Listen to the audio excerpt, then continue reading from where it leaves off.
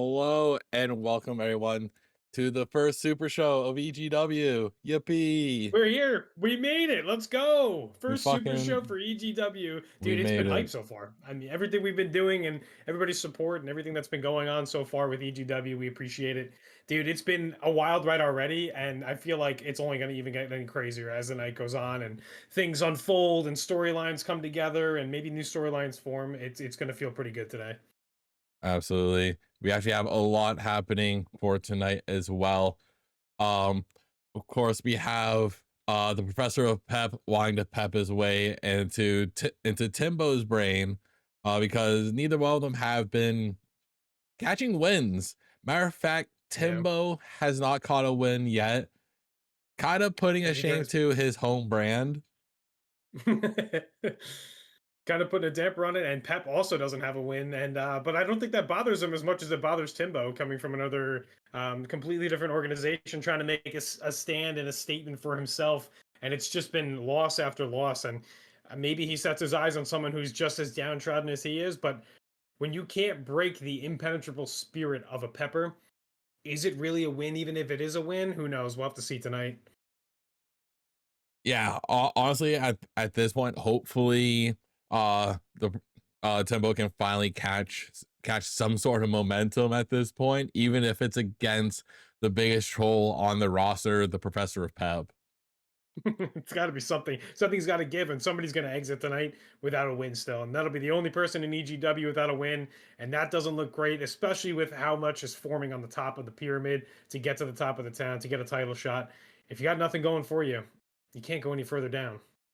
Yeah, in all fairness, whoever takes the loss, it can only be up from there, really. Yeah, at that point. And then going forward with that, I mean, we have another great matchup, another high flying banger, rager, hamburger after burger. Sean Morris versus Beemancer again in a high flying, titillating affair with each other, going in an Iron Man match, right? Yes. Yeah, Iron Man. And Yep. it'll be interesting because the way that things have gone is some of these matches have gone so quickly between the two of them that pinfalls in this match, yeah, they matter, but a quick pinfall doesn't necessarily ensure that you win this match. It's a long match. It's going to count for multiple pinfalls or submissions, and anything goes for maybe getting an advantage. Maybe a weapon gets used to damage an opponent, and then you score a couple pinfalls after that. So anything could really happen here. We're used to them flying off the ropes, but strategy becomes more of an effect in this match, I think, Sin. Oh, absolutely. There's going to be a lot more strategy. They're going to have to like they're gonna have to expend little bits of stamina throughout the match to be able to keep whatever momentum they get on the other, because otherwise it might just not turn out very well at the end of the day. Yeah, you said that right, and it's probably more momentum in the favor of Sean for the past couple matchups, but that doesn't mean that B by any means has been out of contention or a lesser opponent. It's just a matter of who has more pinfalls or more submissions by the time the bell rings to end the Iron Man match. Should be a great one. What do we got next? The next one that we do have is Ben versus Turk. I'll be honest, I don't know what's going on with that. I don't know why. Like Turk's just been mad at everyone and everything. He wanted to get his hands on someone, because he lost his spot for a title, so he needs to take Yeah. out his aggression somewhere. And it seems like the only one that was in his line of sight at that point was Ben. Yeah, I think maybe Turk seeing that Ben has a little bit of momentum on his side, 2 wins, has a really good friend, somebody that's willing to help him out, not only in tag team matches but also be a manager and also be part of his squad. He feels like Turk is on his own. Turk is always getting busted open every single match. There's really no way to go about it in the EGW world or verse, if you will, without some kind of momentum swinging. And right now, Turk doesn't have the momentum. And Turk, ever since he lost that ladder match against LaRue, has really been trying to find a way to get into the win column, whether he's had a win or not. But losing to Jameson and then losing that top spot has made him really angry, like you said. And Ben and Tendo could not be any happier as being the tandem in EGW. So Turk probably sets his When he got sights this. on somebody, on somebody that probably is just a little bit happier than he'd like them to be. Absolutely. He's honestly at this point just trying to bring people down to his level, which is a little bit of a pain for especially the GM who's trying to keep their superstars happy. Turk is not making that very easy. Not at all. Not at all. And Turk is one of those guys that um, you better hope by the time the bell rings, whether he's won or lost, that you're out of there no matter what. You don't want to get caught up in Turk's rain of fire and terror that he's going to throw back at you. Yeah, So you. that matchup should be really cool. Ben, I mean, Ben's got the PhD. We'll see if it's enough for him to be the pretty hype defender of his own will and get out of there. He might have the PhD, but is it enough for him to get the 1, 2, 3? Yeah, he needs it. He needs it because this puts him right up top with the rest of EGW. And even though he has a tag team partner, there really isn't anything going in the tag team division, so it would benefit Ben to get this W tonight. And then segue into kind of another match that kind of just comes about because of victims of circumstance types of things. Tendo Boy has been putting up better showings as of lately. The first couple weeks, maybe not something super crazy for him, maybe not a lot of wins, but riding the momentum of having a great tag team with Ben and then moving it into the singles competition for the sheer fact that we just really don't have tag teams right now for these guys to kind of perform against. He goes one-on-one tonight in a cage match versus Derek the Destroyer, who kind of requested this match and came up to the GM and was just like, I've never been pinned. Let's do a match where I still don't get pinned. So he picked a cage match, and I think the GM didn't really have the heart to tell him you could still get pinned in a cage match.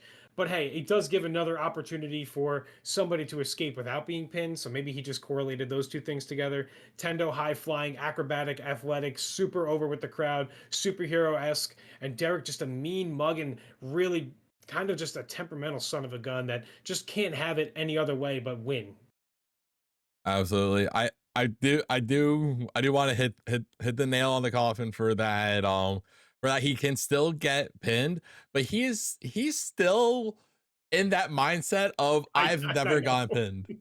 I I know. don't It's know actually how. crazy because I'll never say it to his face because I don't want him to coffin drop me from the middle rope. But like, I just want to be like, it's already past that point where you got pinned. Maybe you should focus on pinning your opponents. But I don't want to say that too loud because I'm not trying to get pinned. You know what I'm saying? So Yeah, you do not want to come within earshot distance of Derek yeah, when nobody's ever saying said these that. types of things.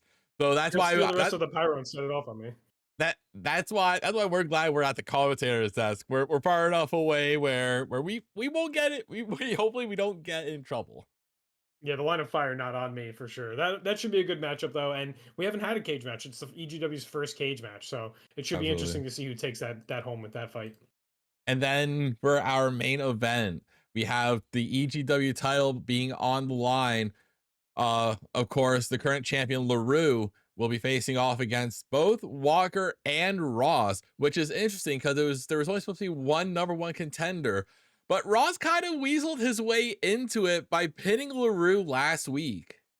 Man, the way that things change so quickly in the landscape that is EGW and the way that the matches have just lined up, even holding a title and having a manager, the great Maloney, just coming in and not really putting up the effort that he needed to get his superstar over, and two losses in a row in singles competition, clean losses, guarantees that the people that are beating you need to have a title shot. And what other way for this to kind of culminate into this point than back-to-back weeks of two superstars on the rise? Jameson, maybe old in his age, former pilot, really determined, great acrobatics, and then also it's Ross over. It's always over when it's Ross's match and Ross puts the moves on, and Ross has got such an incredible athletic ability and he puts on a show for the crowd. These are two of the premier three superstars matching up to LaRue's superstar ability, holding that title above his head. Will it change tonight? It's so interesting to see.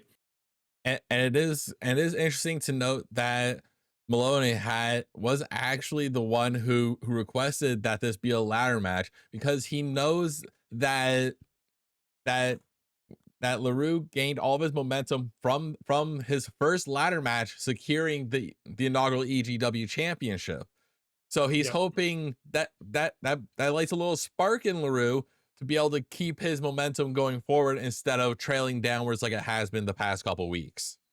Yeah, Maloney's got to make an impact here because you're basically saying that if Maloney's there and he can do something something and he could take a weapon from under the ring, or he could put the ladder in the right spot, or whatever he needs to do to help out, then it becomes a 2-on-2 matchup, as opposed to LaRue defending the title against 2 other people. And instead of it being a 33 and 1/3% chance, it turns out to be a 50% chance. But he already knows that he can't lose to. Oh, never mind. Okay, we're going off on a tangent. Okay, but yeah, it should be a great match, and is a the ladder Steiner match math going nonetheless on is here? super cool. It sounded like a little bit of Steiner math. Hold on. The problem was I was going to go the wrong way with LaRue. LaRue was going to start losing some of that momentum because he's been losing. So oh no! He doesn't want that Steiner math. We can't have that happen. We can't have that happen. He doesn't want that Steiner math. I don't think. Absolutely not. What's going on, Turk? What up, Turk? All right, so we are going to be starting our first match here, which is the fight to determine who essentially is the bottom bitch of EGW, Timbo Slice or Professor of Pep. We're really at that point where there's a bottom bitch in EGW. I'm excited to see what happens here, but yeah, like Sin said, this is really the last chance for some people to kind of prove that they have what it takes to win. But I mean it, man. I don't think Pep really cares. He doesn't care in the slightest. He's just here for a good time, not a long time. Exactly. He can't wait to leave later. He can't wait to go home, have a nice glass of Chardonnay, and just while he's sitting in his chair, Pep. A little Pep juice, yeah. Yeah.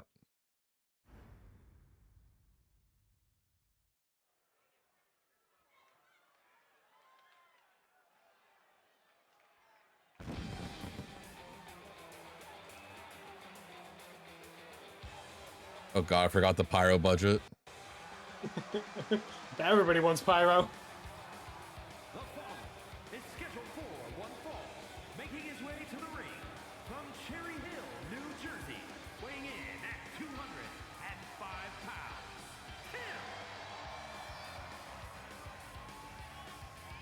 pounds, Tim consistently having the face of determination on him, but I mean, there hasn't been anything to show for it, Sin. You were saying. Yeah, right now he's just been on a consistent downwards trend here. It's loss after loss after loss. Unfortunately, not showing NJPW. Is that right? I don't want to get it wrong because last time he did that kind of NJWF. What happened here? Pep just pulls up on him. Oh my goodness. Pep just pepped on Timbo and said, I don't want to lose this match. And he took him out before he could even make it to the ring. Happened? Unbelievable. I was not expecting that. A full-on assault out here on the outside of the ring from Pep to Timbo. And Timbo can't even make it into the ring as his face goes right into the ground. A knee to the back of the head. And Pep is just peppering him with moves against the skull, bashing the elbow into the jaw. Sin, what is this? Oh no, I'm just as shocked. This is the biggest Pep of all time that I'm seeing here. I've never seen him in this light. He's never been this angry before. This man, normally he's full of jokes. He's on a rampage right now. Timbo's already bleeding. Timbo's busted open, and he just goes to stomp on the ankles. He targets more body parts for Timbo. It's all over right now on the outside. This is insane as he throws Timbo into the ring. The referee's just sitting there wondering what's going on as he rings the bell to start the matchup. And he's already down on the ground and he grabs the leg and he goes for a hold. I am so shocked by this. Timbo's not even able to get out of his entrance clothes here. He's still keeping that sweater on. Timbo is trying to win himself back over. He took the sweater off, and he's finally back into the ring, into the matchup, and he's angry now. He's busted wide open, but he hits a neck breaker, and he starts pulling on the limbs of Pep as well. Was this all just a Pep? Was this all just a ruse? Honestly, it very well might have been. This is the biggest Pep of history. A little bit of throwback, but he cradles him, rolls him up. Not even a 1 count. Kicking up, and Pep back to his feet very quickly as he grabs Timbo by the head and picks him up into his fisherman suplex, into a shoulder buster suplex. A lot of impact, high and heavy on the head as Timbo takes another shot up top in this matchup as he reverses the Irish Rip into the corner and a kitchen sink, and he flips inside out Pep, but a kick to the face, and he's back up to his feet.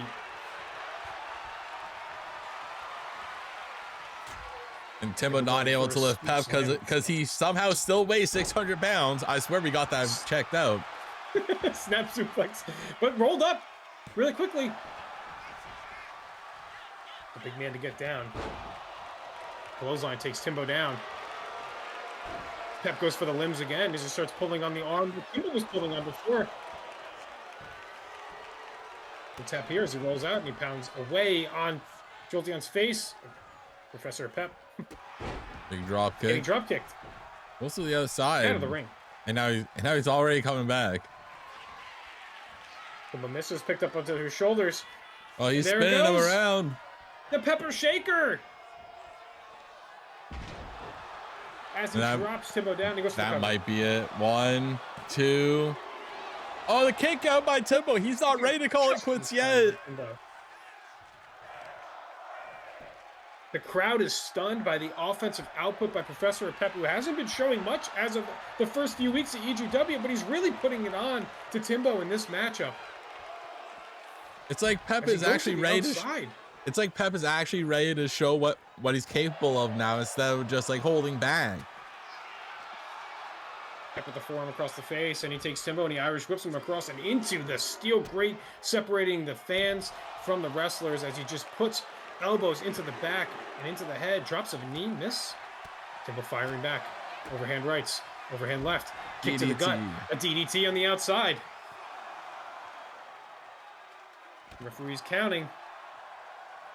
Side note, we totally forgot to get predictions going, but oops, that's okay. Referee's count is up to 7 already at this point. Timbo just makes his way back to the ring as he gets inside. Pep stirs and gets to his feet. Timbo's sitting in the corner, taunting him to come back inside. Grabs a hold. Elbow to the jaws. Pep is ready to counter right away. Electric chair. Oh, drop. That's a big height to be dropped from. That's for sure. Pep Irish whip off the ropes. Timbo with the reverse. Catches the leg. Elbow to the knee. Down he goes. Oh, swinging, spinning neckbreaker. Dropping Pep to the ground again, which is exactly where he needs to keep him. Going for the sharpshooter, and he puts it in. He locks it in as Pep is in the sharpshooter, the hold. But he's got massive, powerful legs. Into the corner goes Timbo. Oh, but spin around forearm. Kick to the arm. Kick to Timbo in the head. Pep setting him up. Fisherman suplex into the buster and a pin in the combo. 1, 2, and that's it. That'll do it. Here is your winner. That's some real unfortunate timing for Timbo. Especially with the Professor just coming out of nowhere and just attacking before he even gets to the ring. The Professor gets one over on Timbo because he came out firing before the match even began. What a Pep. I am actually unbelievably shocked by that.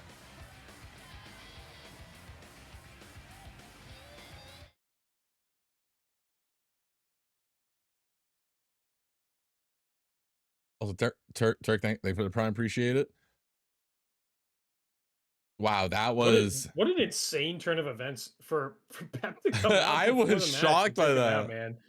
Like you said, Timbo didn't even get the chance to take off of the hoodie that he had on until after he finally got a reversal on one of the moves, and that is it's uncalled for, but it might have been exactly what Pep needed to get a win in EGW, to get the advantage to take on an opponent at lesser strength, and I think Timbo's going to be a little beat up about that.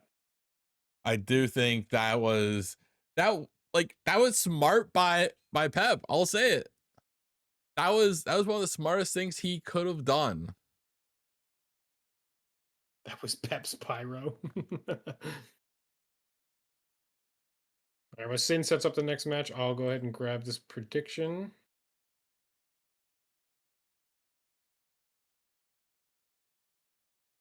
Who wins our next matchup?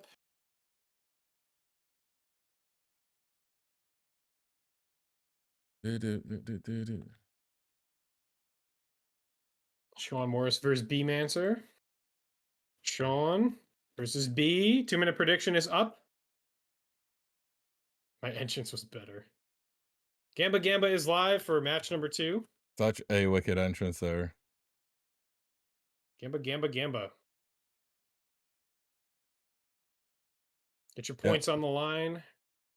So the next 2 match minutes for your here, prediction. the next match here should be Sean versus B in an Iron Man match. That is a match that does seem like hopefully that will give us a definitive winner between the two. I do know Sean has had a lot more momentum against B. Sean is one of the more exciting wrestlers that we have too, because of how high flying and how acrobatic he is from the side ropes, from the turnbuckles, from the springboard moves. And B just also similar style, just hasn't been able to get as many wins, I think, over Sean, and has like a really quick loss too. I just think that this is the point where we get to where our wrestlers are more than trying to prove that they have just that athleticism, that they have the killer instinct to try to get those wins as well. And I think that's what B needs to prove in this fight. Yeah, and this next one will 100% like show off how much stamina that they can pull between them. Yeah, an Iron Man match is crazy. Yeah. It's longevity, it's grueling. The hits that we've seen superstars take, like even just between Pep and Timbo, like those Well, times I'm tenfold. gonna cut you off here. I'm hearing Yeah. something from the back. They're saying that there's a fight breaking out there. So I guess we're gonna cut to see what's going on back there, because there's someone there that I've never seen in our life. Hold on. What is going on? What Cut is the going camera on feed. here? Cut the camera feed back there then. Yeah, put us back there. Send it back. Send it back. Patch us in.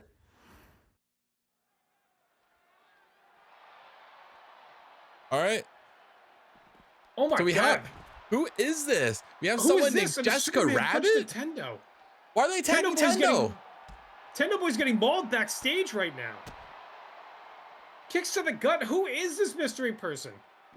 Gut wrench suplex overhead. What's going on? Onto the actual asphalt in the back room in the concrete. Tendo still has a match later. Gruesome. What's going on? Who's back here right now?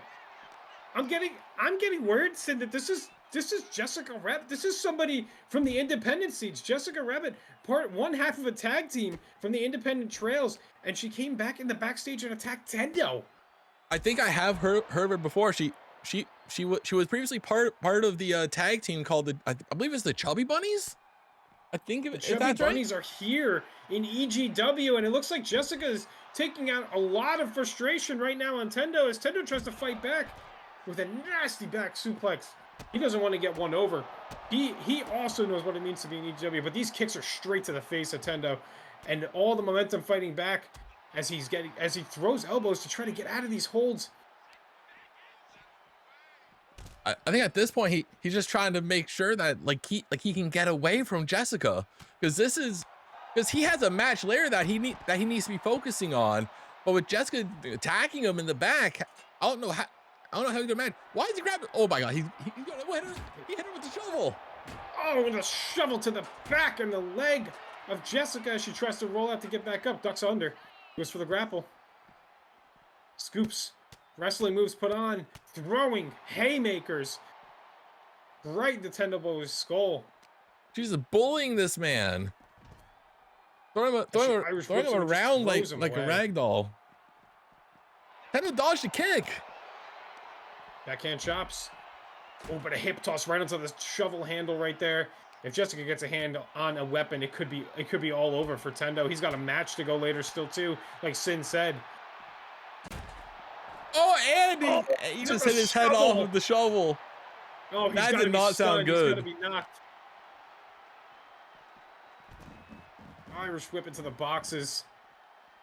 It's not a match kick up. I don't know how he managed that.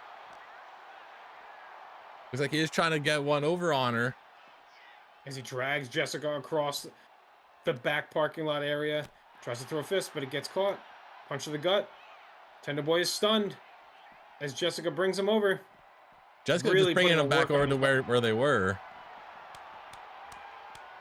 Raining fist down onto Tendo Boy. Pulling on the arm now as an armbar comes off. She looks like a technician, like a submission specialist. Somebody going after different parts of limbs and those double leg hooks and trying to take care of Tendo Boy in a wrestling style, which the high flyer Tendo Boy knows what he's doing. But this could be devastating right here. He needs to get out of there. He has a match later. Over to the table he goes. Jessica getting the reverse just in time. Kick to the gut. Oh. Oh, Oh my God, the Dominator spin out, similar to the way that Ronda Rousey would swing people up on her shoulders. So that a chair to the gut and another chair to the gut. Oh my God, the carnage and the devastation in wow. the backstage. Oh my God, I can't believe what we just saw. Sin, I don't that's know what happened. that's Ben's tag team partner. I'm getting word now that Ben's running to the backstage right now to try to see what's going on. Ben has a match too tonight.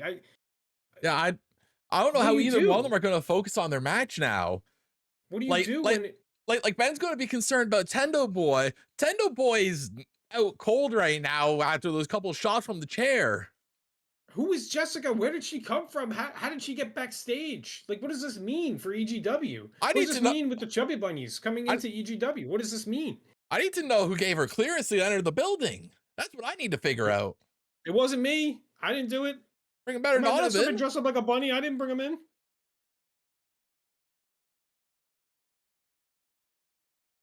I'm We just still have matches to get to, Sin. no. There's still more matches to go on tonight.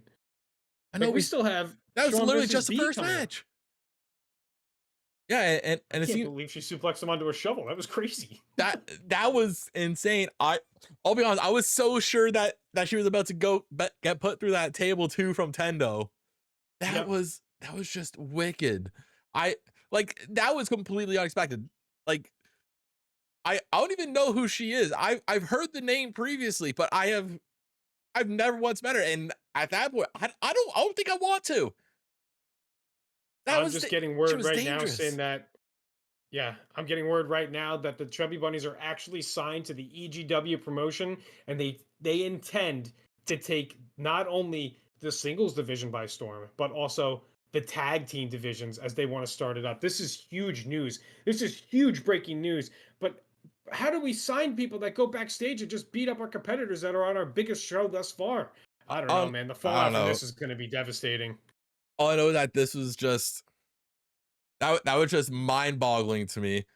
Especially right now, we don't have much of a tag team division, but if they're going to work their hardest to try to build one, then I mean, we might just have to we might have to run some titles. We might have to We have to we'll have to go to the expand. We don't song have shop. it's all into it's cutting into our budget for fireworks. No one's gonna have any pyro. Yeah, But like you what? want tag teams. Like come on, all the tag team division. Come on, like they're 100% cutting into the pyro budget. Like how are we supposed to afford pyro and tag team division and new tag titles Exactly. when people are going overboard with their pyro? Stop it. Stop asking for more pyro. We don't have enough to eat tomorrow. I'm literally gonna have to. I'm gonna have to bank this. This is going. It's going under already. Sin This is is going to already have going to down. pour a bowl of water and then make ice cubes and put them inside the bowl of water and chew on them to eat tomorrow. Thank you. Yeah. Thanks, everybody. Yeah. Thanks. I appreciate it so much. God damn it. I can't believe this. You can't take my tribal lunchbox as pyro. Let, listen, if the tribal lunchbox loses, then he might have to get that pyro cut.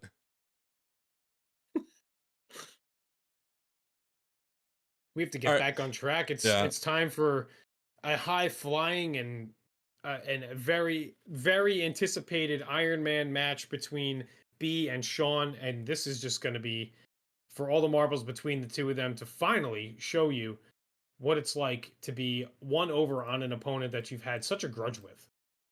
Absolutely. This has been one that a lot of people have been calling for. Because this match, like they're both like very even. So it could go really any way, especially in a 15-minute Iron Man match. Oh, definitely.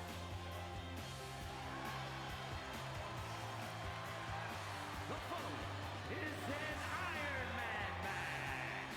Making her way to the ring from Germany, the Queen Bee.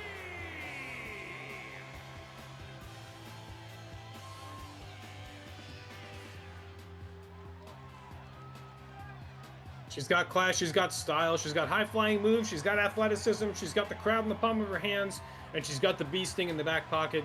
Bee is a phenomenal athlete and the epitome of what EGW feels like for us and for the fans.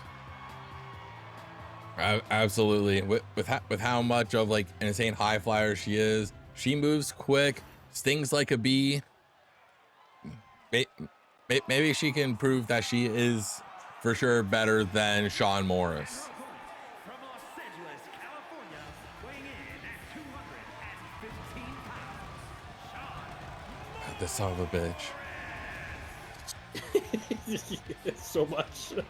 Speaking of Pyro and people who may be on the rise, Sean is probably the most flashy of all of our entrants tonight. Absolutely. With the Pyro going off, with the moves that he does, with the ability to captivate the audience.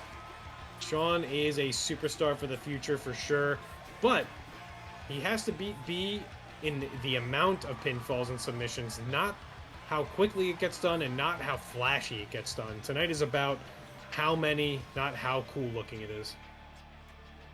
Like I've said numerous times, it is all about the stamina this time around. Oh, for sure. Whoever can keep their momentum the longest,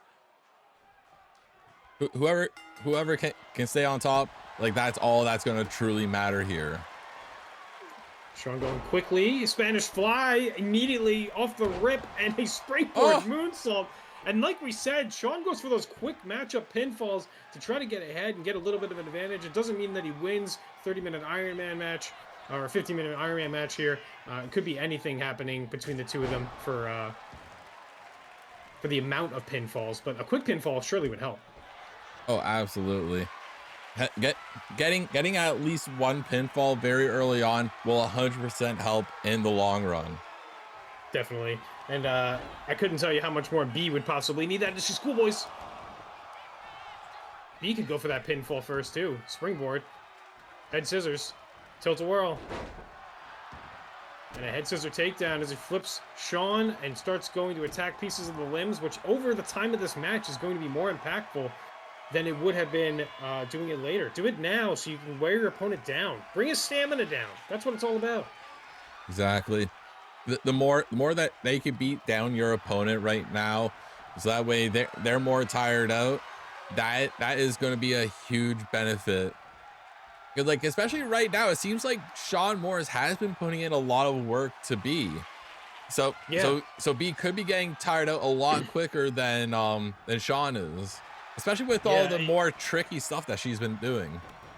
It feels like the more that B puts into this match, the more that Sean almost either is recuperating or firing back a twofold, and it's taking it out as B comes springboarding a sentons off the ropes into the back of Sean, kicks to the face.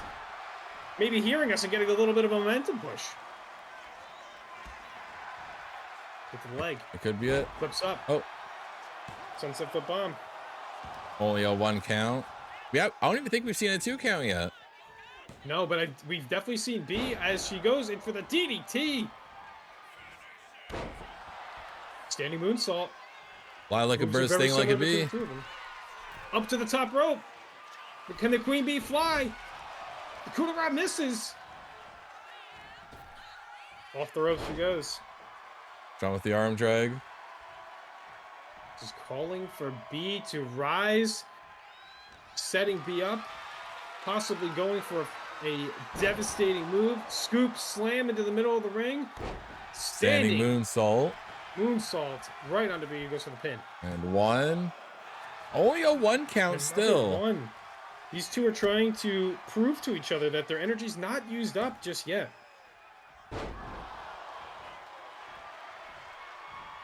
Now B hitting Sean with a little taunt. Now she's going to go high flying. And she is. Top rope she goes. He's a little stunned. He's out and about on his feet. Head scissor takeover. Flips the man onto his back. Misses the kick. He's back.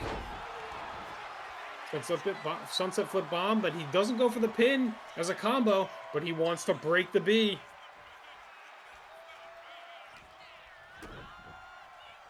Kick to the gut. Oh. Flashy, spinning, flips down, The I neck don't even broken know what on that the move's mat. called at this point. He's just doing things. Goes for the cover. And a 2 count. B kicking out at 2 as the clock ticks down. Still 11:30 left to go in this match. Almost 4 full minutes passed since the beginning of this match. And we've seen some high-flying action. And we've seen momentum go each way. But now we're going for it. Another flip impactful slam. Spinning As Sean jump punches the spin top rope. thing. This is a long way away, Sin. Oh, how did he land that? Oh my God. Right in front of the referee who's blocking us again. Goes to the pin. Thanks, ref. And a kick out. Kicking 2 3/4. Not taking it and rolling smartly out of the ring. I don't know how Sean got that far across the ring on that elbow. That was crazy. That man's got hops. That's all I know. Now, what happens when there's a count out? That's what I want to know. Just and they lose a point each. They're both a -1. Honestly, that might be how it works. Well, they both just got one. I don't know. But Sean brought up the knees to stop B, but missed the drop kick. Count is up to 6 for the ref as B picks Sean back up. Goes for putting him into the ring. I can't tell. Yeah, goes back into into the the ring. ring. That's what it looked like it was going for. I definitely thought she was gonna like hang him up on the guardrail or something. Hits him with the rear view. A little bit of stinging in the face, if you will. Going for the pin. 1, 2. Ah, still a 2. 2.5. She calls that the drone, I think. It's in. It's a springboard moonsault onto the back of John as Sean is out and about, flips himself over, sat up off the ropes. Here comes B. Snapmare down on the ground. More headshots here. B's calling for him to get up. Could it be B sting time? Looking for Sean getting the reverse. B reversing back. Kicks and chops. Kicks again. Enziguri. Sean playing it smart and rolling to the outside. Up to the top rope He's goes up B. on top. Senton across the bridge of his neck as he falls flat to the ground, but B may have also taken some of that, the brunt of it going on to Sean, but I kind of wish I could see that better. Wanting Sean to stand up and a springboard move incoming. She's wanting Sean to stand up, but I want the ref to get out of the way. Caught and power bombed, but kips up. Sean going for a move, missing as B catches him from behind over the top rope. Both of these stars know how each other work at this point. They know each other like the back of their hand. That's why it's so easy for them to get out of the way from all their high-flying moves. Standing moonsault. Sin in a match where we thought maybe there'd be some quick pinfalls. I know they went for pinfall early, but all the kickouts of the ones and the 1.5s have really quelled the momentum for anybody to try to get anything past 2 at this point. Kip up from B as Sean goes to the top rope slowly, but B's just watching. Misses the hit. He gets absolutely mauled by that senton standing moonsault. This could be it as B is flat on the back. Sean to the outside. Springboard. Oh. Senton again. Sean picking B Picks up. B up. But B reversing with a big knee. Oh, knee. On the outside goes B to the top rope. She climbs up. Sean is there. Spinning arm drag takedown as the B dance from the Beemancer gets hit. Standing moonsault. Is that enough? Combo. If the ref wouldn't take so long. 1, 2. And the first pinfall. That is the first pinfall. Pin. B has the lead. It's 1-0. That's right. B currently has the momentum after about 7.5 minutes into that, about halfway through, and the coup de grace. It couldn't have come at a better time. This is all the momentum in B's favor. She goes for another pin. This could be the second pinfall. And a second pin on Sean. Up 2-0 with 7 minutes left, and Sean is crawling to the corner to stand back up, and B is relentless as B goes back to stand back in the corner and runs across the ring. Misses the fly into the corner. Sean spins up, flips down, Senton bomb, flipping through B, grabbing the arms and legs and dragging that Wasp to the middle of the ring. Flips over, goes to the pin. Trying to get it. And a 3. Currently 2-1. Back. Stiff kick to the face. Irish whip into the corner as B lays limpless, but is faking and playing a little bit of possum. Oh, setting him up. Oh no. Split-legged. A bee sting in the corner. Oh, the bee sting. Oh my goodness, as she takes the drone down. Bee sting in the corner, dragging him to the middle, a heap of a man. And 1, 2, and a third one for B. Remember, it's not over yet. Oh my gosh, the air, but Sean gets out of the way, but he doesn't take advantage. He took 0 advantage. He should have. That's his takeover. B going to the corner. A little bit tired, walking to the corner this time. Middle rope, springboard, moonsault. What? Jumped back, jumped into a backward position, just a moonsault. Big overhand rights, pounding into the face of Sean as he is knocked down, kicked, and dragged. He has unbelievable amount of momentum right now, The especially energy with from 3 B is pins. insane. Sean reversing. Powerbombed again. This is how the momentum changed last time. He staggers through her feet. Springboard. Front Big old kick across the face. Sweeps the leg. A little bit of breakdance, a little bit of showmanship. Into the corner he goes as Sean, looking for his finisher. A world of pain across the chest of B. 1, 2, and a second pin for Sean. Now Sean can keep this momentum up. He might be able to tie B with a 3 count.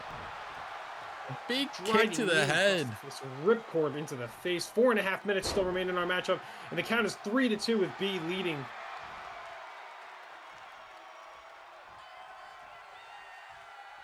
Sean going to the side ropes, looking for a springboard.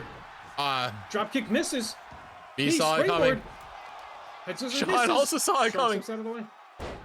Like I said earlier, they know each other way too well for their own good, so they have to pull out every possible stop. Maybe something new to give them a little surprise. It's got to be something's got to change in this match. And a 3 count tying it up. Something's got to change for B. She's being read now, and it's now all tied up, and Sean is on the offensive. Oh, we haven't seen that yet. Something changed. What was that? Driving facebuster.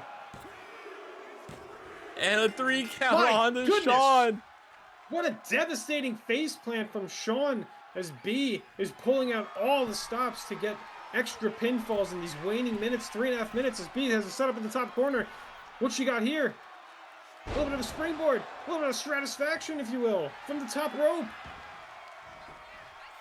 For the cover. Now B's just carrying that momentum. It's almost like B is taking like a little bit of a breather when she gets another bee sting. Goes for the pin again. Oh my goodness. It is completely flipped back and a springboard moonsault. She's got so much momentum. This is insane. She has an insane adrenaline rush right now. So much momentum is in B's favor. She's up, I think it's 5-3. 6. Sean's to the outside. Is it 6? Insane. Oh, Sean getting out of the way. He's got 2.5 minutes to put 3 pinfalls together. He's got to get B back into the ring. Himself being in the ring doesn't do any good for him. Breaking up the count didn't do anything for him. He goes up to the top rope as B is laid out on the ground as he goes for a double axe handle across the back. He's got to get B back into the ring. 2 minutes. Tick, tick, tick, tick, tick. Time is running. he doesn't have much time left. All B really has to do is just stall him out at this point. And I think that's what B is exactly going to do by staying on the outside of the ring. Even Sean breaking up the count didn't help. It doesn't help them. They're outside the ring right now. There's 2 minutes left. Standing moonsault. Let's pick Sean up. Throws him into the barricade. Wow, Sean at a 6 count outside, gonna be soon to be by himself as B is inside the ring and recovering now. This is all the stamina back. What he is goes back B doing? outside. Doesn't even care about the extra pinfall count from the count out. I think she's confident enough that she knows that she doesn't need it. Now I think she just wants to put as much damage on the Sean as humanly possible. Ooh, this might be bad momentum swing in the favor of Sean if you're B, but she trips before going into the ring. Maybe a little bit of a help for herself. Not coming in the ring. There's only 1:15 left, and Sean is just watching, hoping that count out happens. As B makes her way back into the ring, she couldn't even she could have taken a count out. It would have been fine. Irish whip reversal off the rope. Drop kick, not doing much. Kick's missing. B going for the springboard. Caught Sean. Bulldog. This is hung up on the ropes. Tripped down. Knee to the leg. 50 seconds left. 3 pinfalls needed for Sean. Snap up is spinning. Goes for the pin. Gurry goes for the pin. 1, 2, and a kick out. Oh, B showing life. Just in the nick of time. There's only 30 seconds left. He's got to hurry. He can't be sulking. Springboard. Moonsault across the back of B. He's got to get some pins. B still somehow has her stinger intact. She's still alive. Standing Spanish fly. B. And standing moonsault. B going up into to the top. We're looking for a world of Coup de pain. grace. 9 seconds left, and for insult, And 1, adding 2, to injury, 3. B is up 7-3 in this Iron Man match, and the time has run out. And it is B that is the Iron Woman of EGW. B completely was crushing Sean in that matchup. We thought it was going to be even, but as soon as B caught that momentum, it was game over for Sean at that point. What an exciting match. And B, of course, a 5-star match. 10 total pinfalls in that matchup. The Iron Man or Iron Woman match going off almost, I would say, from the beginning, from the first pin that B had Sean locked down in, all the way to the last pin. B really designating herself as somebody who can capture momentum and use it and has the stamina to get through a match like that. Amazing. Absolutely. I'll be honest, I was expecting it to be a lot more even than that, but then as soon as B caught an extra 3 pins, like almost consecutively, I think After it was getting tied up. It was 3-1, then 3-3, and then just 6-3, like nothing. And that all happened literally during the second half of that match. The first half, it was a lot of kicking out. It was a lot of moves being missed, lots of dodging, lots of moving around. Yep. And then as soon as pins started happening, it was just Pin City. Not even Suplex City no more. We're in Pin City. And that really put Sean in a tough place, who for 3 weeks in a row had wins. He had beaten Derek, he beat B twice, but B taking the momentum back, really solidifying the middle of our card. And I'll tell you what, with new people coming in to EGW, like the Chubby Bunnies, I mean, anything is possible. Anybody can kind of make their way in some sort of division or some sort of rec and make a name for themselves. Tag team divisions look like they're going to be starting up, and obviously the momentum could change any moment with things like LaRue losing matches, or anything where you're stringing together wins like Sean was until, he faces B, and B putting together 7 pinfalls in a 15-minute period. It's pretty crazy. Yeah, like that's impressive in like a general sense, just like both of them together pulling off like 10 pins in the span of 15 minutes. That's a lot of pinning.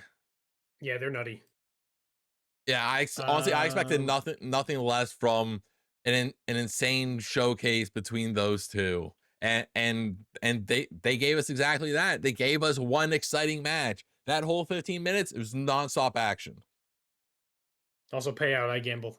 Oh, all right. Yeah. Then I can start the next one. Yep. All right. Cool. So the next matchup here is going to be our very first steel cage match between Derek the Destroyer and Tendo Boy. And we did see earlier that Tendo Boy did end up getting lack of a better term, his ass beat by Jessica Rabbit. Yeah, So Jessica making a statement, beating up half of the only tag team that we have established in EGW. Tendo Boy did put up a valiant effort, attacked with some of the weapons, got some momentum back. Some of the moves that he put on, it was a good effort, a valiant effort by Tendo to fight back. But I tell you what, Jessica really put the hurt in, and then got the one over, and it's gonna leave him damage going into this match, and that's not what Tendo Boy wants going into a match against Derek the Destroyer. absolutely. I mean, if anything, this helps out Derek the Destroyer not get pinned, you know. But also ads are literally about to start in 2 minutes, so I think I'm just gonna run them now, so that way we won't have to worry about it for the next hour. Yeah, it sounds good. So everyone who Everybody is get up, watching, stretch, get something to drink. exactly, get up, stretch, do what you gotta do. If you guys don't want to sit through ads, you guys can subscribe, use your primes maybe, help cover our pyro budget, because it's tanked right now, especially with a tag team division coming.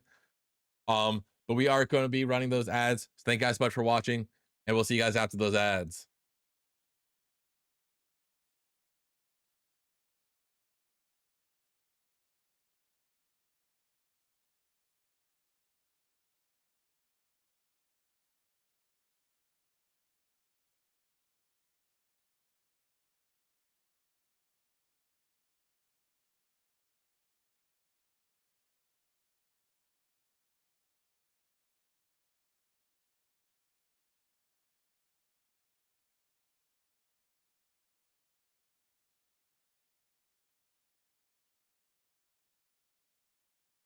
And for anyone who is currently sitting through the ads, you guys are gonna have to sit through another ad by me. This stream is sponsored by Dubby Energy. Exclamation point Dubby. Here, you know what? I'll do it. I'll do one for you guys. If you guys want to check out a Generalist Energy along with some hydration blends, you guys can go to w.gg, use code SYNEXREALIZE, or just use that link that's in the chat. As you can tell, I like my Dubby Energy. All right, I got some. I got that sauce, you know. I've got Sauce. that. I got that Shadow Monarch Surge, Grandpa's Denture Water, which is low-key kind of my favorite right now, even though I'm out. Japanese Yuzu, which is what I've currently been drinking. And they also have our Dub Slush, the very first one that I've ever gotten. Also, I think I might crack this one for the one time. Crack it for the one time, try a little something new for the Super Show. If this wants to open for me. There we go. Comes all sealed up and everything. I'd freaking hope so.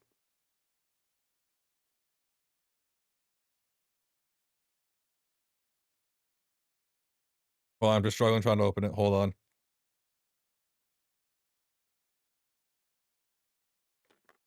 There we go.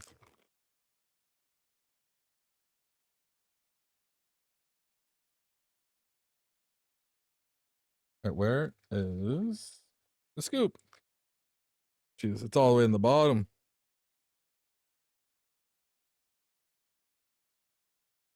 There we go.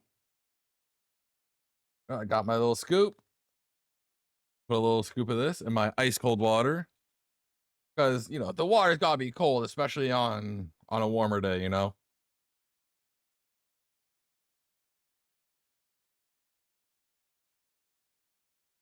This wants to, because I'm struggling here. There we go.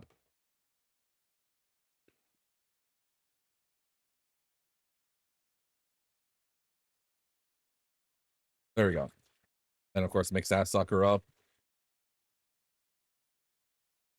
But one scoop does have the same equivalent as two cups of coffee. So if you need your caffeine, get it with Dubby. Exclamation point Dubby in the chat. But ads are done now, chat. So Welcome back, chat. You know what that means? It's time for us to get into the next match here between Derek the Destroyer and Tendo Boy. The ads have already happened. it seems like people have their money on Tendo Boy winning this, even though he was literally just getting his butt beat by Jessica Rabbit in the back. Chewed up, beat up, and boot off stage as Jessica Rabbit takes control in the backstage segment and really puts a damper on this matchup. This was an exciting matchup, and Jessica ruined it.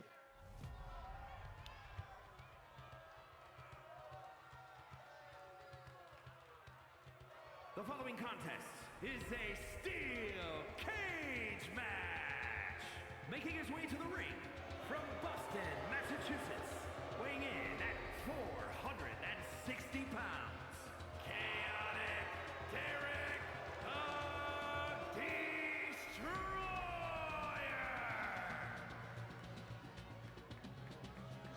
So first one that we have coming out here is Derek claiming that he has never been pinned, but we all know that he has been. He's kind of just in his own little world. We like to let him believe what he wants because he's a terrifying man to be within earshot of. So this man has never been pinned. Yeah, totally. I haven't watched and called all his matches and watched him get pinned. Oh, definitely have not. But we did get word from medical that Tendo Boy is cleared to compete still.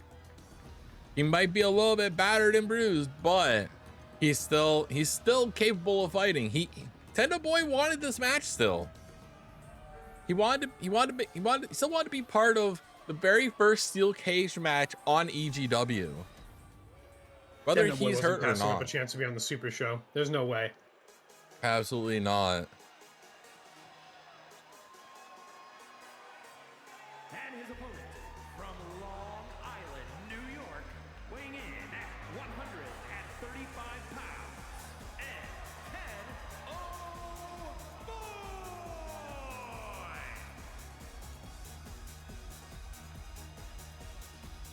Tendo Boy. Tendo Boy, always a flash and flare for the crowd. In the palm of his hands, he carries them. And I'm sure the crowd was feeling it when they were watching their favorite superhero get beat up in the backstage, tossed around, hit with a shovel, all kinds of things. But he's here, valiantly, ready to climb and escape the cage. Or possibly, dare I say, pin his opponent. No, that doesn't happen.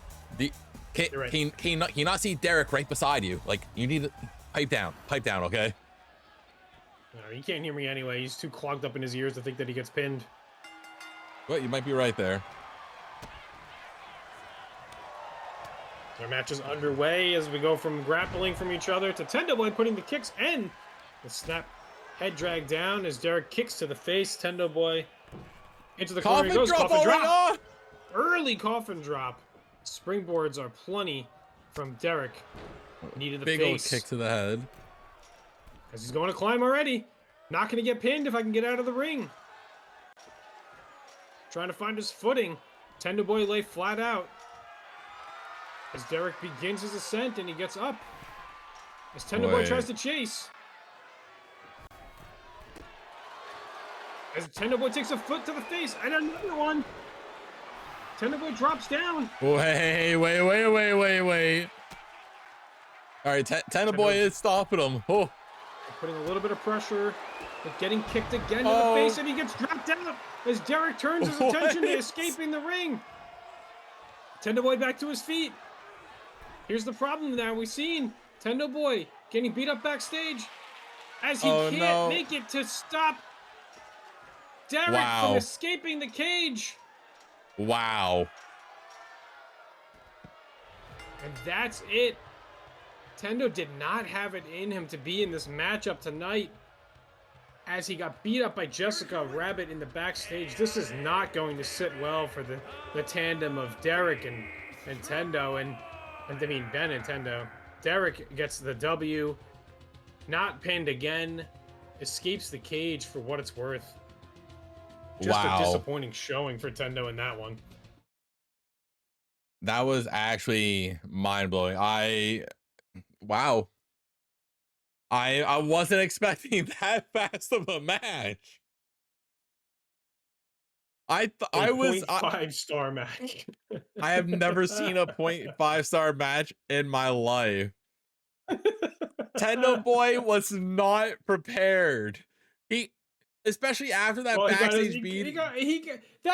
That son of a bitch backstage took everything out of our boy Tendo and didn't give him a chance to fight a fair fight. Tendo Boy was attacked backstage. He was attacked when he was vulnerable, when he wasn't with his tag team partner, and he had no idea that Jessica Rabbit was going to be here tonight. This is an absurdity for everything in EGW and what it stands for. Tendo Boy deserves better. And I hope that his tag team partner, Ben, can take it to his opponent later tonight. That's what I hope for. I hope for redemption for that team. I do hope so as well. Also, we totally had our matchups all mixed up. Apparently it was I'm getting word that it was supposed to be Ben versus Turk first and not okay. Derek versus Tendo Boy. So maybe if Tendo Boy had a little bit more recovery time, maybe he might have been able to put up some sort of a fight here. Whoever's the programmer here is a real piece of work. Right, that's what I'm saying. I mean, I guess the guy really must have been all lost over Tendo Boy being attacked. They kind of forgot just like the order of everything, because everything was just falling apart backstage. I can't believe Ben, who was not attacked backstage, got more time to prepare for his match than his partner, who got his ass kicked backstage. Well, listen, this honestly gives Ben a little bit more time to try to get out of his head what happened with Tendo Boy in the back there, because otherwise that could have that could have possibly hindered Ben against Turk here, giving Turk some sort of advantage in the mental game, because we all know how Turk thinks. He just thinks kill. And then he sees his blood, he loses everything. It's like he gets like it's another sense for him when he sees his own blood. Absolutely. That's something that Ben really has to remember. Don't make this man bleed, otherwise you might squander. Is that right? Flounder? One of those words? If he makes Turk bleed, I'm pretty sure that he's going to drown in Turk's blood. Yeah. I think that's what's going to happen tonight.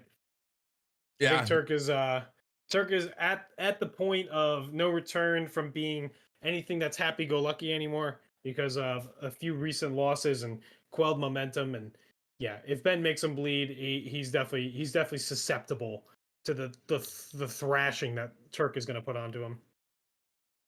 Wait, Turk. When the hell has Turk been happy-go-lucky? I have never seen that from this man.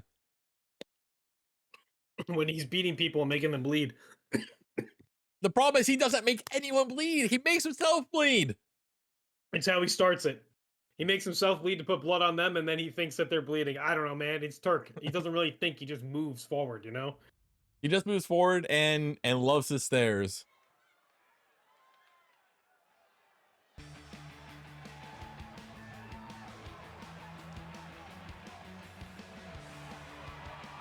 The following contest is scheduled for one fall.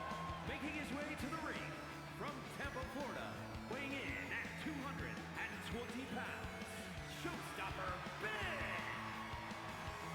We got Ben coming to the ring. I think he at this point he's probably hoping to get hyped up off of the crowd, because who knows what he's thinking about right now. He could be thinking about Tendo Boy. He could be thinking like what if I get attacked after my match? What if Turk bleeds on me? Speaking of the big man, here he is. And his opponent from Reykjavik, Iceland, weighing in at 430 pounds, Turner the Mercer Lees. Turk is just a block of meat. He's walking down to the ring with a purpose, and his purpose is to just absolutely decimate anybody in his path. He may not have the wins to back it up recently, but he definitely damages his opponents, and he makes a statement every time he's in the ring. And Ben is in for a challenge, especially like you said, Sin, with a lot going on backstage and new people coming, and it's just a lot going on right now, you know? Yeah, It's like trying to defend a dissertation at this point. Absolutely. I do feel like a lot of people in general might very well have their head on a swivel. Ben probably does for sure, especially knowing that a tag team has entered the fray and one of them attacked his partner Tendo Boy. But I feel like everyone might have their head on a swivel. Turk, his head can't swivel. Let's be real here. Yeah. He only looks forward. Man doesn't have a neck to turn. Direction. Yeah, he has to, it takes like a whole it's got to be like a whole ordinance to turn him sideways. Quickly, Ben going for kicks as Turk is rolling up. Ben, last week we saw a lot more athleticism out of Turk, so that'd be interesting to see what happens this week as Ben flips him over for a pin for a 1 count. Ben into the corner, springboard missing. Turk with an overhand right. Big heavy fists raining down. Kick to the face. As he tries to rip that Big EG hat off, Turk said, "Take your chungus, Big EG, and throw it on the ground." While also trying to just, take the head with it. Because he doesn't care much. Because the thing is, Turk doesn't know how to take a hat off. He thinks he has to rip the whole head off to even... It's because there's not a single hat in the world that fits that bulbous head of his. And people that don't have necks can't wear hats, I think. As he spins Ben over for the double leg Boston Crab. But Ben, strengthened legs. He's been running, he's been active. Drop kick to the back. Ben has not been skipping leg day, that's for sure. Oh, he knocks Turk over. Turk into the outside. Kick to the leg, back, body chops. Snapmare takedown. Kick to the back as he's chopping the big man down to be his own size. Ben, not being a very tall person in general, needs to get people down to his size. As he recovers and taunts a bit, as Turk just stares from the outside. A little bit of a menacing stare, as for some reason he felt like he needed to touch the stairs to get back into the ring. Step over the ropes. Ben into the corner, springboard, DDT. Spring DDT. Now they're locked up here. Test of strength. Who prevails? Turk springs under as he goes for the, I think this is square dancing. I'm not really too sure, but Turk likes to do this to people. I don't know. Is this like a reverse bear hug? I can't tell if it's a bear hug or if they're just happy to be together in this matchup. I think he just wanted to give Ben a big hug. Oh, man, big slam down to Ben. As Turk goes for a little bit more of the wrestling this time around as opposed to the springboards he was doing in the last matchup. Punch to the gut as he picks Ben up. Never mind, he's just going to lift Ben up. Military press slams down into the ring, into the mat as Ben rolls his way over to the corner. Tassels fluttering everywhere. Turk come with that big fat leg of his right into the skull of Ben. Ties up, brought over to the corner, slams his face into the turnbuckle as he picks him up onto the top rope. Splits the legs, maybe going for some big move here. Turk up to the middle, looking for a superplex. All right, from the middle rope. Oh. Ben immediately got up. That didn't stop Ben, not at all. And a hip toss. Ben being smart and getting out of there, though. Ben is just quicker than Turk, at least. Shoulder to the gut. Oh, a cutter from the outside. Springboard moonsault. Ah. Ben trying to get the pin. Not even a 1 count. I do think the ref was off in his own world. Kind of amazed by what Ben was able to do as he gets close onto the outside. Oh, and Turk is taunting the way that Ben was doing before in the corner as he goes to the outside as he's trying to catch up. I think a head scissors takeover.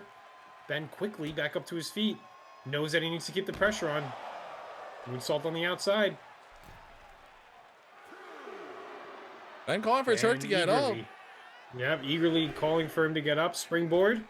Oh my gosh! As he takes Turk out from the top rope, flips over on him. I didn't know he could do that. I mean, I guess that's what happens when you have a PhD. Yeah, you just start picking up on things. You're prepared for high and death-defying moves at PhD. Flip over cutter as he slams him down. Looks like Ben is trying to get Turk back into the ring. At an 8 count. 8, but Ben is back in the ring as well. Looking for that pin. Oh! Springboard moonsault across the back. On the top rope, by the way. This man's got hops. Kick out from Turk. Not much more than 2, but 2 nonetheless, as Turk is down. Right now being worked on. It's Ben putting the pressure on each limb that he possibly could find. Foot, leg, hand, no neck, head, whatever he can fight. Lucha. The cutter is caught. Oh, and a power slam down onto the mat as Turk now looks to go on the offensive. Tied up, Irish whip. Oh, and a choke down to the ground. Big choke slam. Slams him down with that choke slam. Going for the pin. Kick out by Ben. Ben holding up in this matchup after everything going on earlier in the night with Tendo Boy, but Turk coming back to Ben and a big splash onto Ben, who's out on the ground and goes for the pin again. That'll do it. Everything that was happening earlier in the night culminating into the effect of Turk winning over Ben, taking a decisive victory back and getting into the win column. No blood for Turk tonight, and still a victory. That's actually kind of impressive that that Turk was able to pull this out without bleeding. I guess Ben must have really been in his head about the whole situation that was happening with Tendo Boy backstage. Wouldn't you be if your tag team partner was backstage getting ready for a match, stretching in the backstage area, you weren't there to defend him, and some other lowly tag team of wannabe bunny rabbits came out and just destroyed your tag team partner? I'd be pretty upset, man. Absolutely. Like it, if that was my situation, but the thing is, Ben didn't go back there to go and try to help him in that immediate moment. As soon as I catch what are you that, trying to say? He should have went back there to help him. What are you trying? What was You're he trying doing? to say that Ben wouldn't pretend that he's gonna go and pretend that Tendo's not being hurt or something like that? Like it's all a ruse. Like Ben would be there and he'd be able to protect Tendo if he had the chance. The guy is also setting up for a match against one of the biggest opponents in all of EGW, and clearly somebody who's stronger than a lot of the other opponents he's been facing before. I don't blame Ben. I'm not putting the blame on a man. I think this is pretty messed up from our new tag team, the Chubby Bunnies. I don't know what they think they're getting at. And you know what? I just think it's a load of. I think it's malarkey. That's what I think about it. I mean, we'll have to see what the future holds at this point. Because surely Ben's probably with Tendo at some point here, like after that match, probably hobbling to the back. But like, especially with the Chubby Bunnies running around, like anything can happen. Like it's just what a change in momentum, man. Like Ben had 2 wins going into tonight. Another win sets him up perpetually for a top fighting spot on the roster, and then has to go through all that, man. I just think that's a load. I think that's trash, man. Yeah, that's just horrendous at that point. Ben was probably completely locked in on being able to take Turk out. Probably had big ideas on how to do it, but he couldn't actually go back into it because of the fact that he was thinking about his tag partner. Like, I don't know what they were even thinking about. Like, I just know that no matter what happens, I know that those two will come back strong. I wouldn't even be surprised if they wanted to try to get some revenge on these Chubby Bunnies. I would not be one bit surprised that everything's going to change and shape up to a way where these rivals are now going to be going right for Chubby Bunnies coming up soon. Absolutely. Like in the next 10 weeks, we're probably going to have to flesh out an actual tag team division now.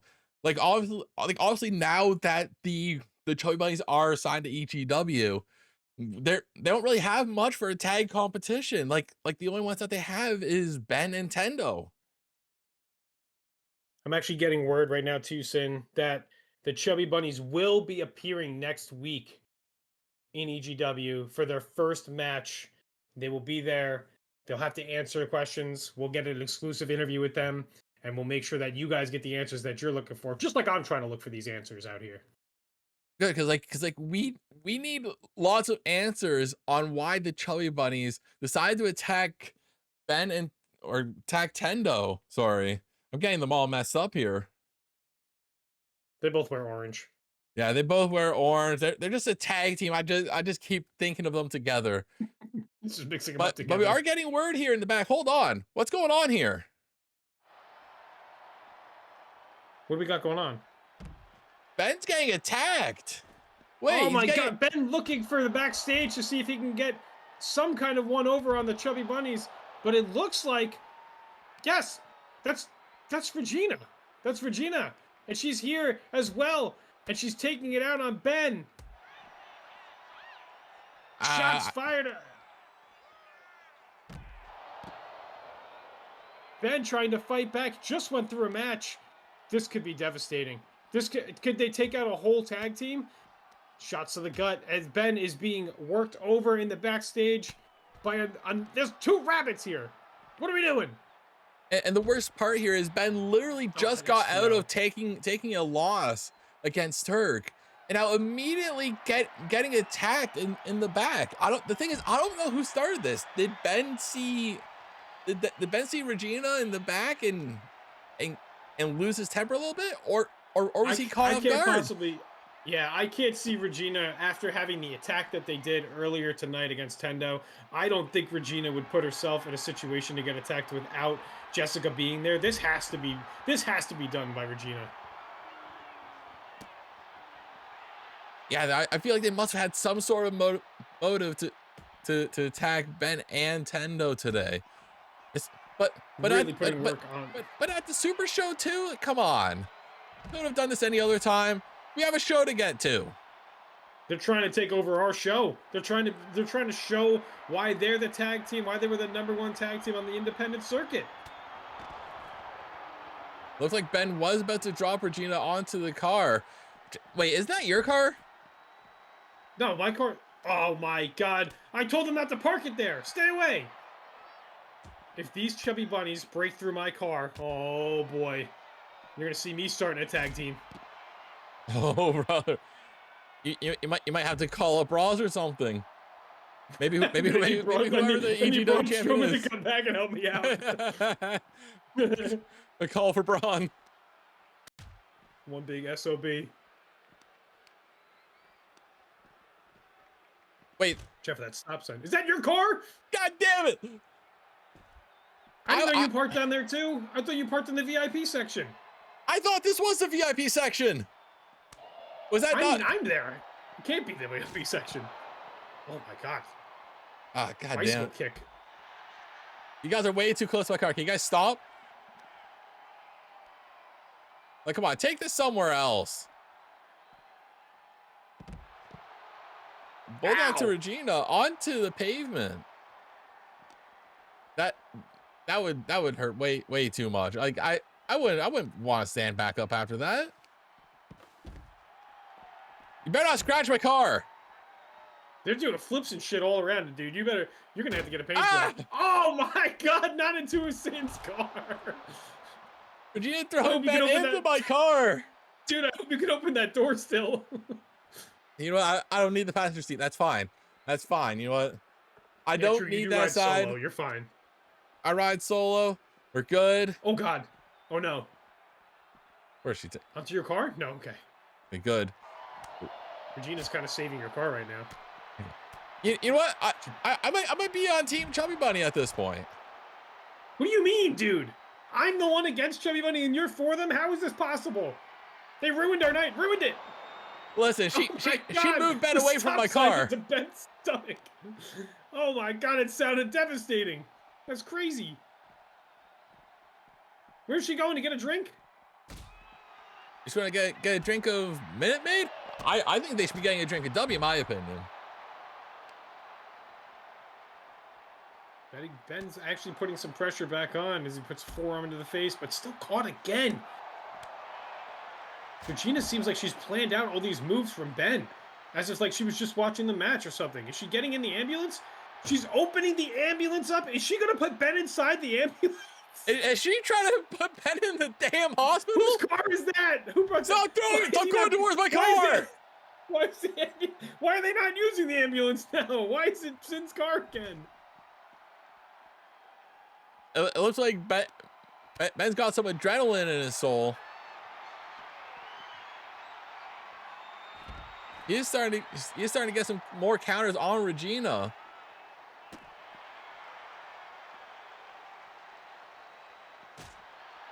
Big kick to the side of the head, but she's still saying, "Oh, swinging cutter." Regina is out cold. The question is, where is Ben going? Is he? Oh, he's taunting. What is he doing? I cannot believe this. Ben is dancing in the middle of the parking lot. And Regina's, they ran. That was like the scene from, it was like, what was that dancing movie? Dirty Dancing. One of the two. Oh my gosh. Regina just kicking dust up. He gets kicked in the face, but then catches Ben's leg. Oh. Another cutter from Ben. Up and over. The PhD on the outside. He might be able to escape from this yet. Oh my God. Another cutter from Ben. He might be able to get out of here. Not unscathed, but dodges out of the way. Maybe just in time. They get the counter on him. This is just counter city at this point in this backstage area.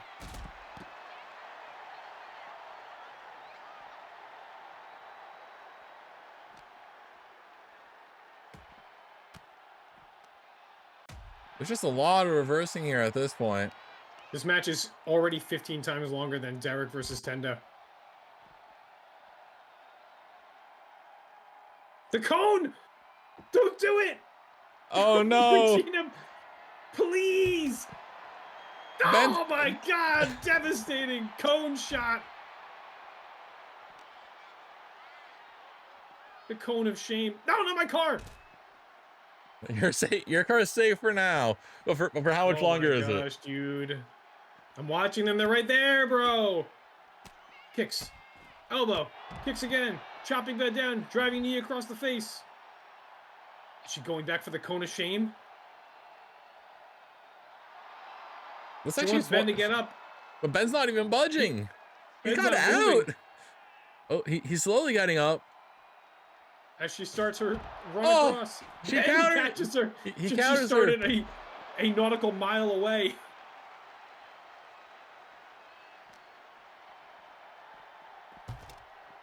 I can't believe not a single person in this entire arena has gone to stop this. Yeah, why isn't anyone stopping this? There's literally people in the ambulance probably. The lights are on. In fact, who leaves the ambulance unlocked? Oh, big knee to Ben. Not the stop sign again. Just throws it out. Arm. This could be it. Oh! Oh! And Ben is out cold. As Stars Rabbit kicks butt backstage. Unbelievable. Double backstage destruction for Tendo Boy and Ben as they unfortunately are victims to these hooligans, these ruffians, these outsiders that come into our EGW and think that they could do whatever they want and get away with it. Not on our watch. The GM's got to do something about this. This is absolutely absurd. They've ruined the Super Show. They took 2 matches away from us tonight. Unbelievable. I'm aghast. Yeah, like if they didn't attack Tendo Boy probably would have had one hell of a match against Derek, but that unfortunately got cut short because he got attacked in the back. And now Tendo and Ben lost a combined 4 matches tonight. It's crazy. That's a big loss ratio. That's dropping them in the power rankings purely because of those attacks. Any momentum these 2 superstars had is probably quelled at this point. Honestly, they're sitting at the same level as Timbo at this point. Let's be real here. That's a pretty tough stance. The Professor of Pep has more momentum than Tendo and Ben at this point. What have they done to my EGW? The Chubby Bunnies have ruined Ben and Tendo as a tag team permanently, from what it seems like. I can't believe we can't say Regina. How come her name was asterisked out? I don't understand. I don't know, but we might have to. I know because that she might have to take a little name change, but we'll see how that goes. Yeah, she has to drop the Gina. Yeah, she has to drop the Gina, man. WWE Man, 2K25 doesn't appreciate the Ginas, but we here at EGW, we appreciate every Gina, every melon. We embrace them. Yes. Well, not me. I ate them both. They ruined my night.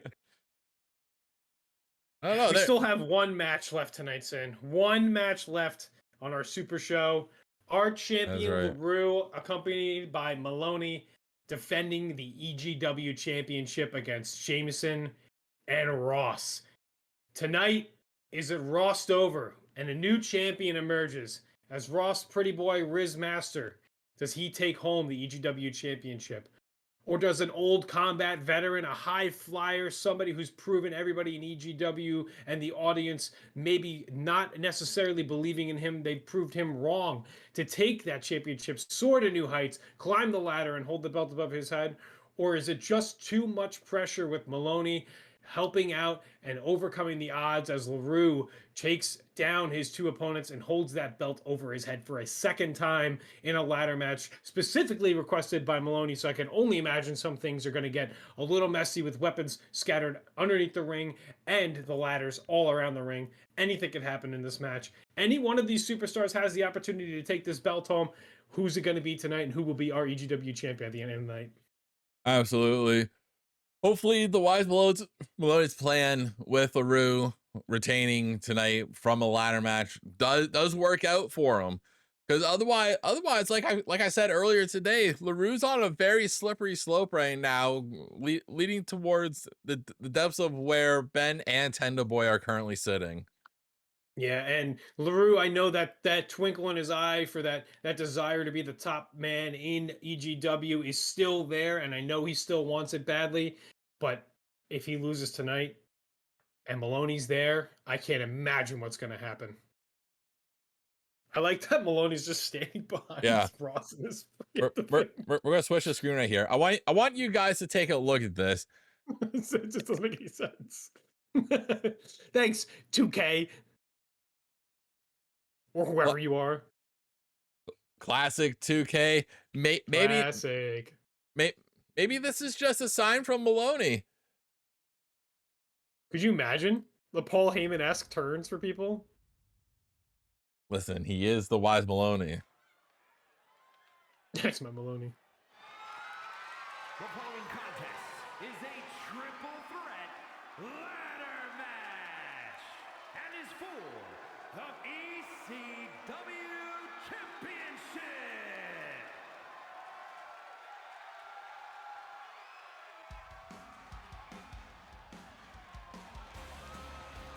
Introducing the challenger from Nashville, Tennessee, weighing in at 240 pounds, Walker. Jameson stepping down to the ring first, making his approach, scouting out the area, just as ready and valiant as ever. He's proven himself in EGW. He's made it to the top, and now he has one more peak to get to the top of the ladder, grabbing the EGW Championship, holding it over his head, and calling himself the second EGW champion in its illustrious longevity of a few weeks. Listen, all I know is that Jameson is not scared of heights by any means, especially being a former pilot. He's used to tall heights. A ladder is going to be nothing to him. He's not going to be afraid. And introducing the challenger from Detroit, Michigan, weighing in at 231 pounds, Ross.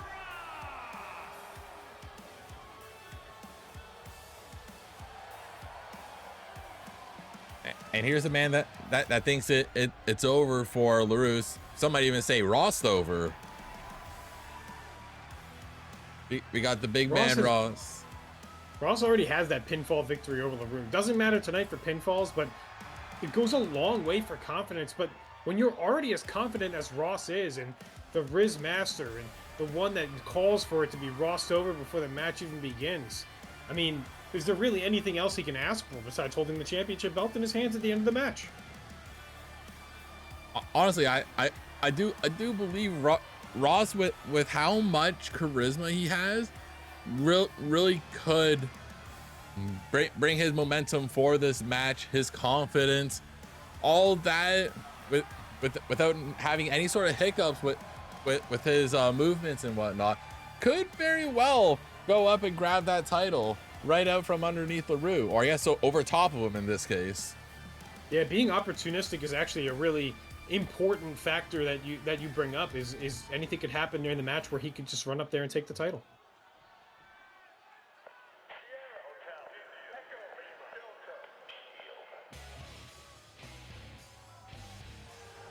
And introducing the champion from Toronto, Ontario, Canada, weighing in at 290 pounds, the ECW champion, Lunchbox the Machine.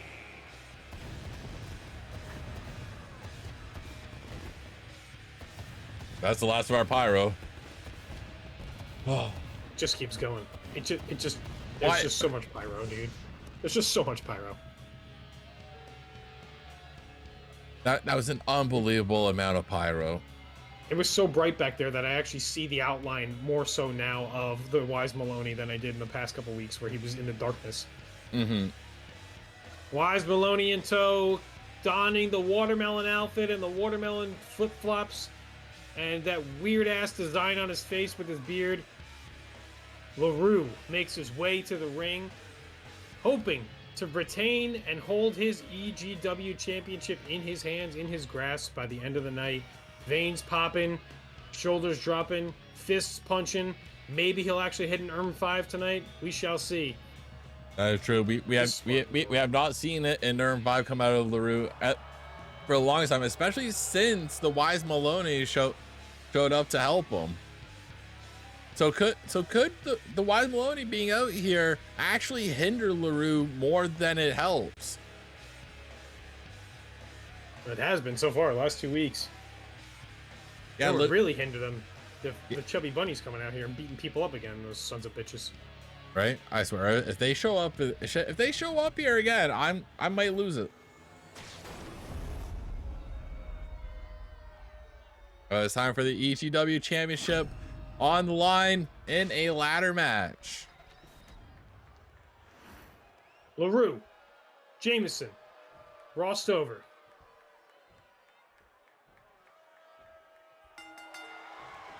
Let's get it on. LaRue going with the flying clothesline as Ross goes to the outside to grab a ladder, maybe trying to take advantage, like we were saying earlier, to get up on top of the ladder while maybe the other two are distracted. But LaRue being very opportunistic. Jameson early. Could have been going for an ERM-5, but he just flips him off his shoulder with a punch, and he starts going after Ross. He's very angry tonight, it feels like.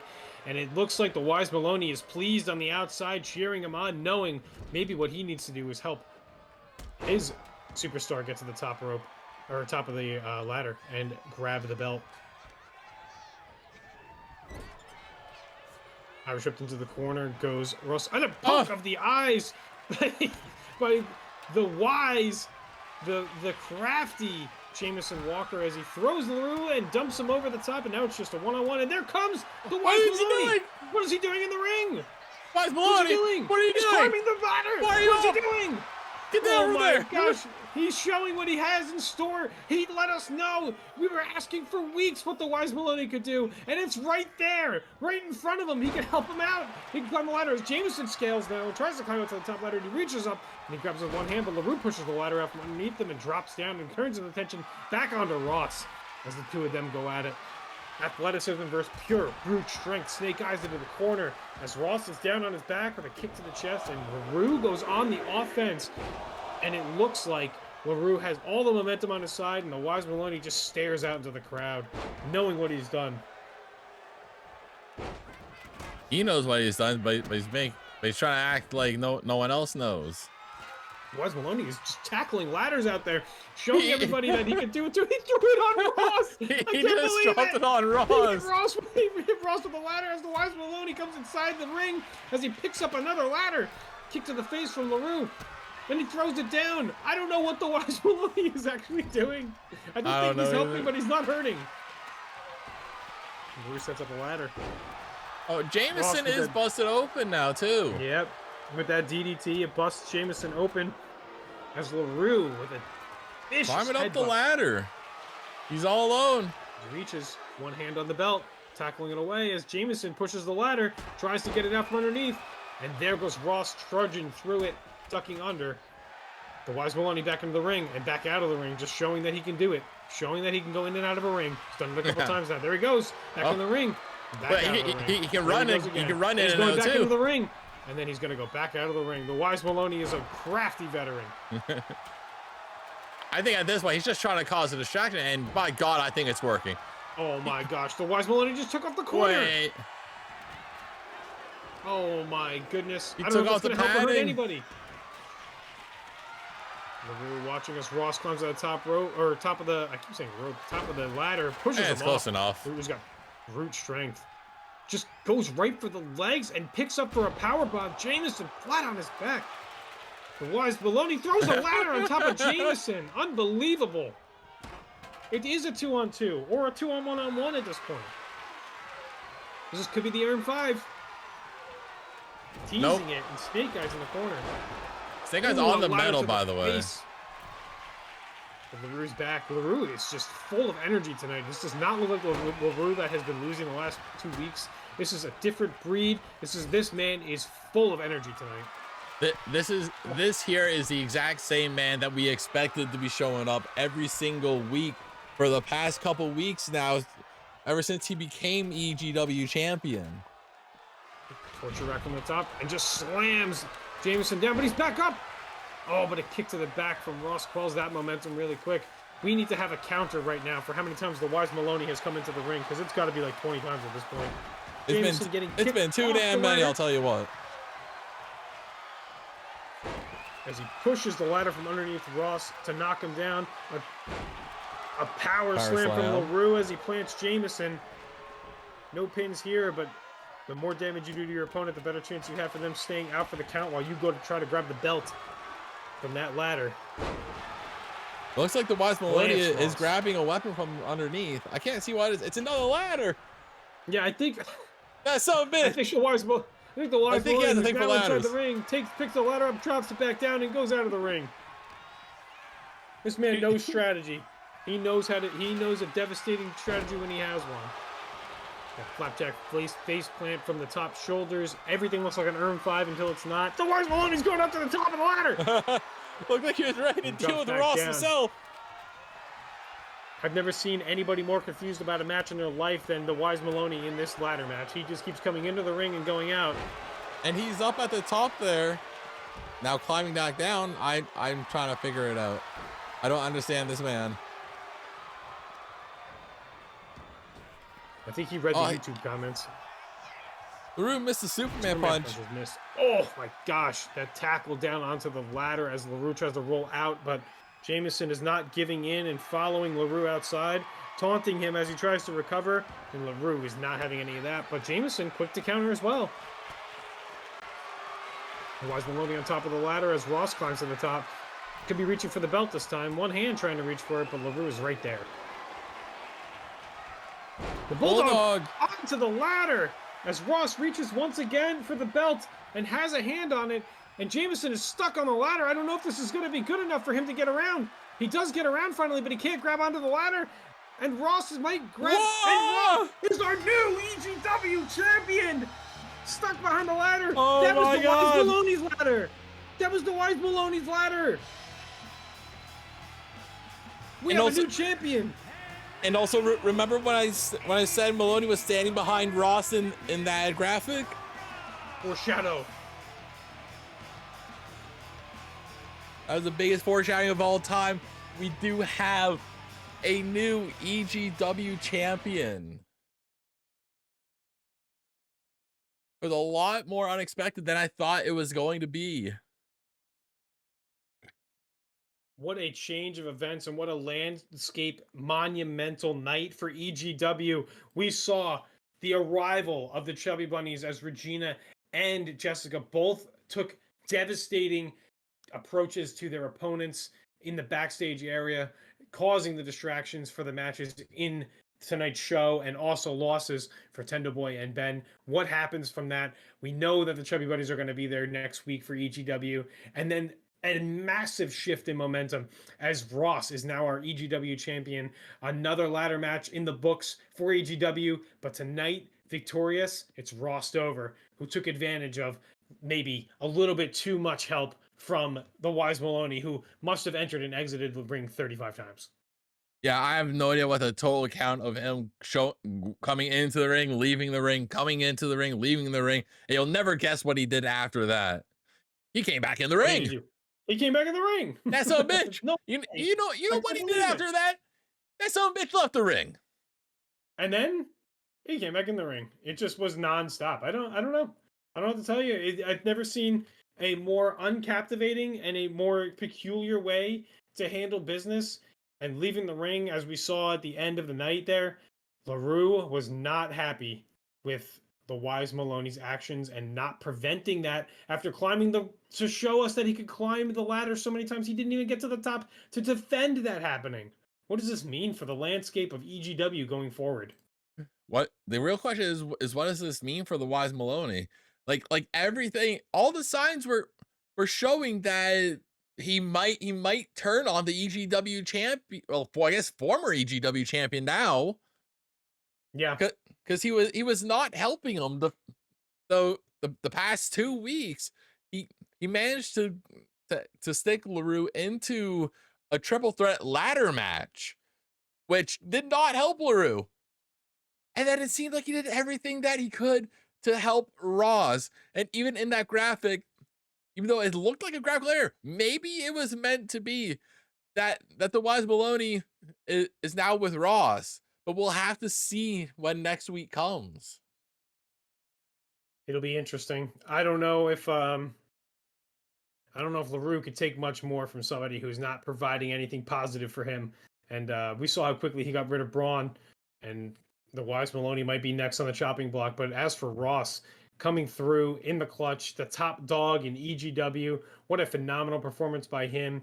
Jameson maybe coming up short, not necessarily taking an L or getting beat up or losing necessarily, but doesn't have the gold to show for such a momentous stretch of wins that he had recently coming up to this point. I don't think we'll be seeing the last of him either.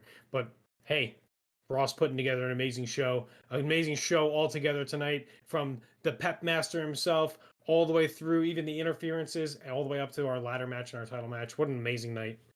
Absolutely. The only thing that did have a little damper is our first ever cage match. That was unbelievably quick. But of course, our first ever cage match was not great. Yeah, it did not go how any of us really expected. But I mean, we could also just throw that into the fact that Tendo Boy was attacked before his match.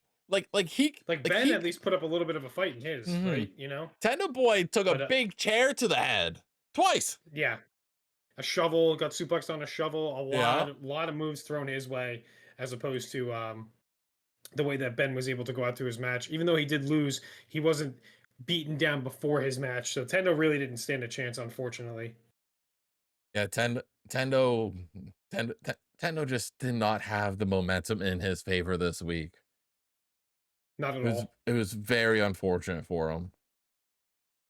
But at least Ben did have enough control to actually put up a fight against the other half of the Chubby Bunnies, Have a good night, Laura. Regina.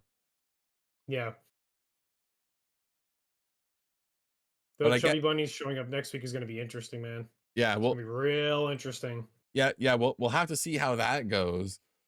But I guess that's going to be it for EGW this week. Thank you guys so much for coming out to the Super Show. I do appreciate it. I'll try to get it up earlier than I did the last one. That one took a little bit. That one took like almost a whole week. It actually did take a whole week. We're not going to talk about that though.